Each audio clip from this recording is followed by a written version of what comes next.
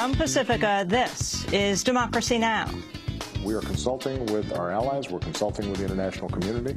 I have no interest in any kind of open-ended conflict in Syria, but we do have to make sure that when countries break international norms on weapons like chemical weapons that could threaten us, that they are held accountable. President Obama accuses the Syrian government of launching last week's deadly chemical weapons attack, but intelligence officials say there's no smoking gun linking Syrian President Assad to the strike.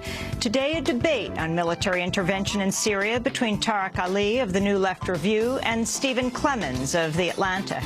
Then tens of thousands gather for the 50th anniversary of the March on Washington for Jobs and Freedom. We come today, 50 years later. It's even stranger that there are men and forces who still seek to restrict our vote and deny our full participation. Well, we come here to Washington to say we ain't going back. As North Carolina and other states pass some of the most restrictive voting laws in years, we'll speak with Pulitzer Prize-winning historian Taylor Branch, author of the new book, The King Years: Historic Moments in the Civil Rights Movement. All that and more coming up. Welcome to Democracy Now!, democracynow.org, the War and Peace Report. I'm Amy Goodman. The Obama administration appears to be pressing ahead with military strikes on Syria despite new obstacles at home and abroad. On Wednesday, an informal meeting of the United Nations Security Council failed to reach an agreement after Russia and China opposed any authorization of force in response to last week's alleged chemical attack in Ghouta. Obama administration officials say they now see little point of going through the United Nations. The U.S. is also facing resistance from its closest ally, Britain. After domestic pressure, British Prime Minister David Cameron announced he'll seek parliamentary authorization for using force against Syria, and only after UN inspectors complete their current mission. Meanwhile, in Washington, D.C., the White House plans to brief lawmakers today following growing calls that President Obama seek congressional backing for any use of force.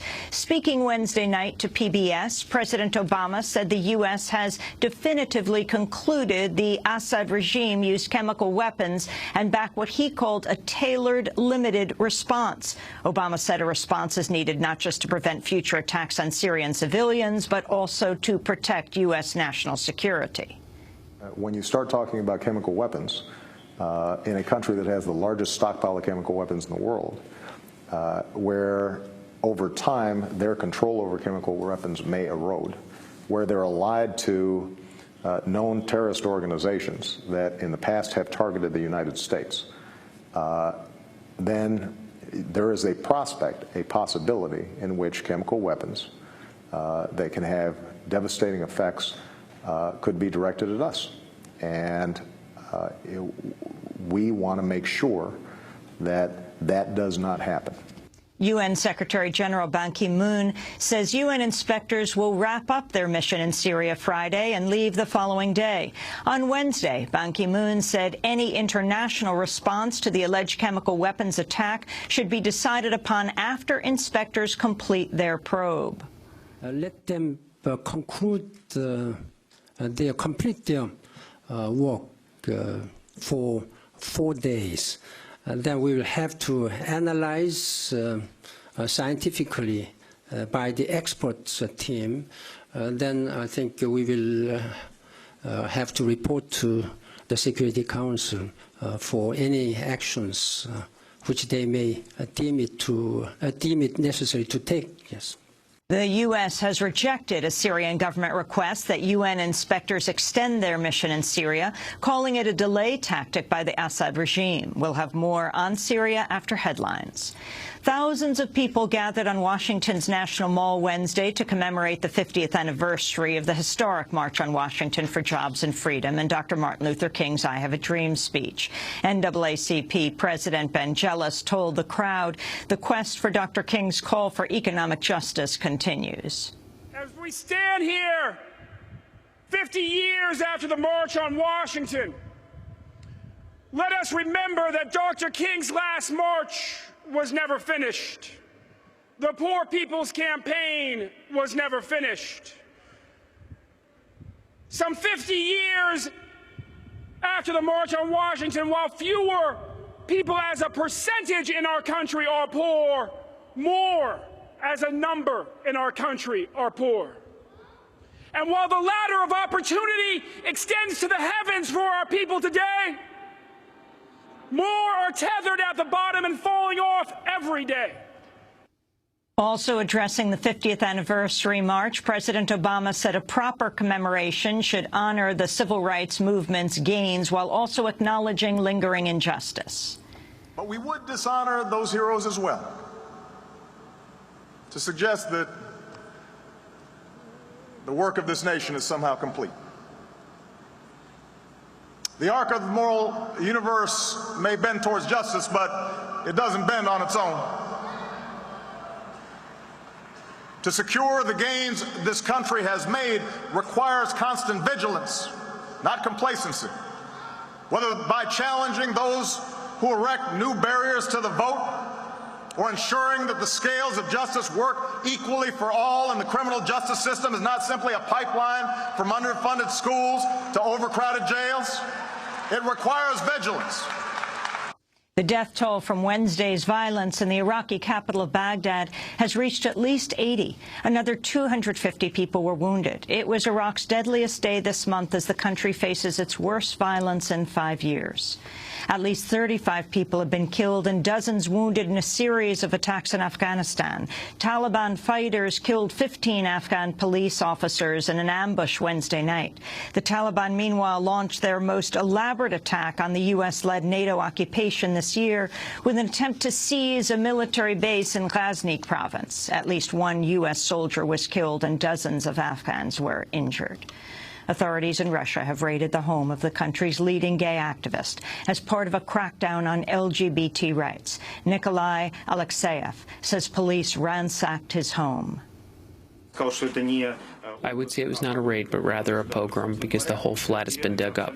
You can look here, in the bathroom. There are broken tiles in the bathroom. In the other room, where my mother lives, everything has been thrown out. The balcony has been dug up. Everything has been totally dug up. Alexeyev is a leading critic of a new law that allows Russian authorities to fine anyone accused of promoting propaganda of non-traditional sexual relations among minors, unquote.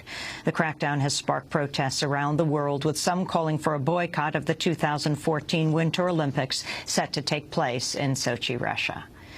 The Iranian parliament has approved a measure that would sue the U.S. government for overthrowing Iran's nationalist government 60 years ago this month. On August 19, 1953, Iranian Prime Minister Mohammad Mossadegh was toppled in a coup organized by U.S. and British intelligence. Mossadegh was targeted after nationalizing Iran's oil industry, sidelining the Anglo-Iranian Oil Company, which later became known as British Petroleum, or BP. The removal of Iran's first democratic government ushered in more than 2 decades of dictatorship under the Shah, who relied heavily on U.S. aid and arms. The Iranian vote to sue the U.S. comes days after the CIA finally admitted to its role in the coup with the release of declassified reports. Army psychiatrist Major Nidal Malik Hassan has been sentenced to death for killing 13 people, mostly soldiers, and wounding 30 others during a 2009 rampage at Fort Hood, Texas. Hassan has said he acted to avenge U.S. attacks on Muslim countries. He committed the rampage just weeks before he was set for deployment to Afghanistan. Hassan became the 6th service member on the military's death row. It could be decades before he's put to death. More details have emerged on the New York City Police Department's spy program targeting Muslim Americans. The Associated Press reports the NYPD has labeled entire mosques as terrorist groups in order to use undercover informants that make secret recordings and spy on imams, often without any evidence of wrongdoing.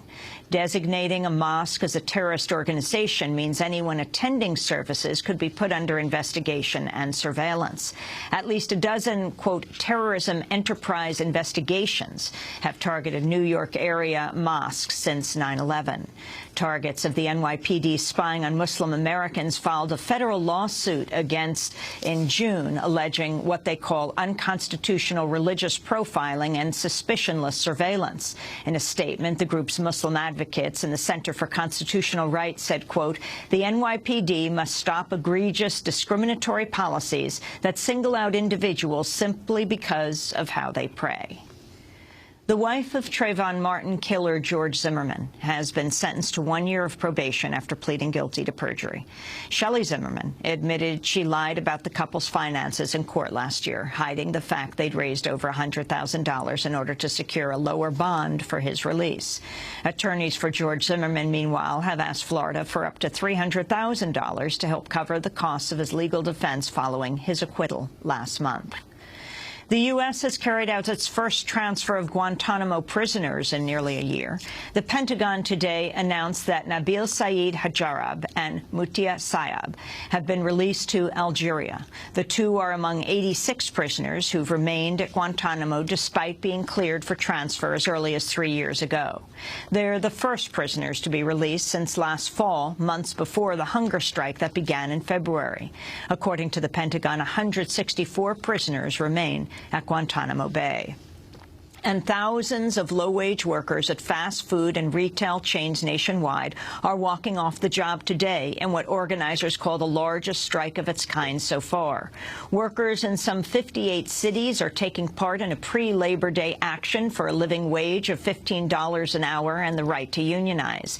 They plan to picket outside major chains, including McDonald's, Burger King, KFC, and Macy's. The walkouts follow a series of actions that began last November at fast food restaurants in New York City. A number of states are seeing fast food strikes for the first time since the campaign began, including California and scores across the South.